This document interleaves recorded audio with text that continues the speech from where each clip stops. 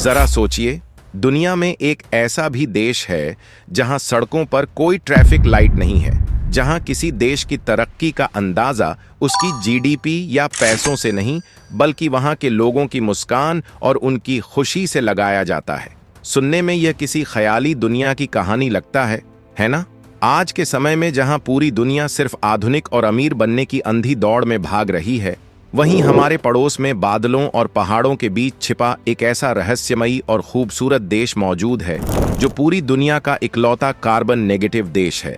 मतलब यह देश दुनिया में प्रदूषण फैलाने के बजाय उसे साफ करने का काम करता है। आज के इस बेहद रोमांचक एपिसोड में हम चलेंगे भूटान के एक बेहद खूबसूरत सफर पर। हम जानेंगे इस अनोखे देश के कुछ ऐसे हैरान कर देने वाले सच और घूमने की वो शानदार जगहें जिनके बारे में जानकर आपका भी मन तुरंत अपना बैग पैक करने का हो जाएगा। तो अपनी कुर्सी की पेटी बांध लीजिए, चलिए शुरू करते हैं।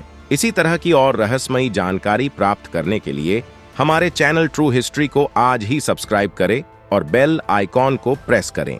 भूटान का सफर शुरू होते ही रोमांच अपने चरम पर पहुंच जाता है। जब आप फ्लाइट से भूटान जाते हैं तो आप पारो अंतर्राष्ट्रीय हवाई अड्डे पर उतरते हैं। इस एयरपोर्ट को दुनिया के सबसे खतरनाक और सबसे रोमांचक हवाई अड्डों में से एक माना जाता है। लेकिन आपको घबराने की बिल्कुल जरूरत नहीं है, क्योंकि यह खतरनाक होने के साथ साथ बेहद सुरक्षित भी है। पारो एयरपोर्ट हिमालय की ऊंची और विशाल चोटियों के ठीक बीच में एक गहरी घाटी में बना हुआ है। जब हवाई जहाज इन ऊंचे पहाड़ों को लगभग छूते हुए नीचे उतरता है तो खिड़की से दिखने वाला नजारा किसी भी शानदार एक्शन फिल्म से कम नहीं लगता। आपको बता दें कि पूरी दुनिया में केवल कुछ ही गिने चुने पायलटों के पास इस हवाई अड्डे पर फ्लाइट लैंड करने का विशेष लाइसेंस और ट्रेनिंग है। जब आप यहां उतरते हैं तो सबसे पहले आपका स्वागत पहाड़ों की बिल्कुल ताजी, ठंडी और शुद्ध हवा करती है। आज दुनिया का हर देश इस बात की होड़ में लगा है कि किसके पास सबसे ज्यादा पैसा है, किसकी अर्थव्यवस्था सबसे बड़ी है और किसकी जीडीपी सबसे हाई है। लेकिन भूटान इन सब किताबी बातों से बहुत दूर है। भूटान दुनिया का एकमात्र ऐसा देश है जो अपनी सफलता को पैसों से नहीं, बल्कि सकल राष्ट्रीय खुशी यानी ग्रॉस नेशनल हैप्पीनेस से नापता है। यहाँ की सरकार का मुख्य लक्ष्य बड़ी बड़ी फैक्ट्रियां लगाना नहीं, बल्कि अपने नागरिकों को खुश रखना है।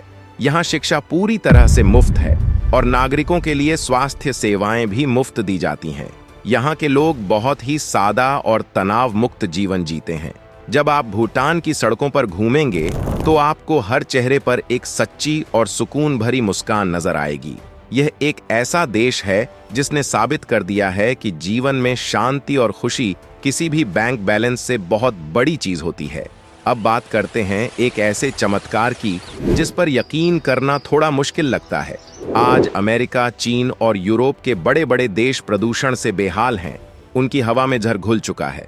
लेकिन भूटान दुनिया का पहला और इकलौता ऐसा देश है जो कार्बन नेगेटिव है।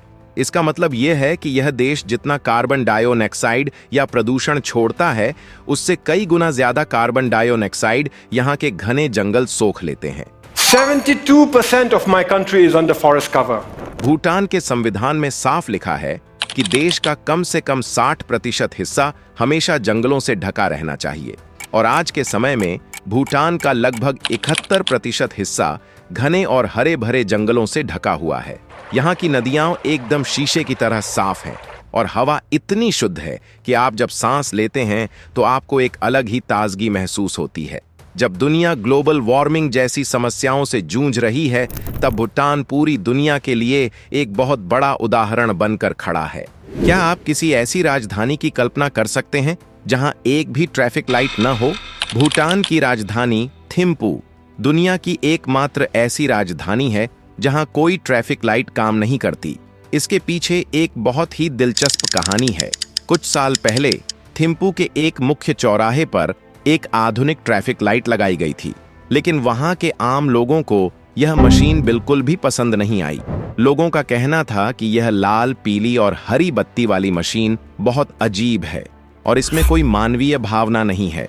जनता की इस शिकायत के बाद सरकार ने तुरंत उस ट्रैफिक लाइट को हटा दिया और उसकी जगह वापस ट्रैफिक पुलिस को खड़ा कर दिया। आज भी थिम्पू के मुख्य चौराहों पर ट्रैफिक पुलिस के जवान बहुत ही खूबसूरत और खास हाथों के इशारों से पूरे शहर का ट्रैफिक कंट्रोल करते हैं। ये नज़ारा देखने में ऐसा लगता है जैसे कोई डांस कर रहा हो। विदेशी पर्यटक अक्सर यहाँ रुककर इस अनोखे नज़ारे का वीडियो जरूर बनाते हैं। जब आप भूटान की सड़कों पर निकलेंगे तो आपको लगेगा कि आप समय में पीछे किसी बहुत ही खूबसूरत दौर में आ गए हैं। इस देश ने आज के आधुनिक समय में भी अपनी प्राचीन संस्कृति को बहुत सहेज कर रखा है। यहाँ आपको कांच और लोहे की बनी हुई कोई भी बोरिंग और ऊंची बहुमंजिला इमारतें दिखाई नहीं देंगी। यहाँ घर और इमारतें बनाने के लिए भी कड़े नियम हैं।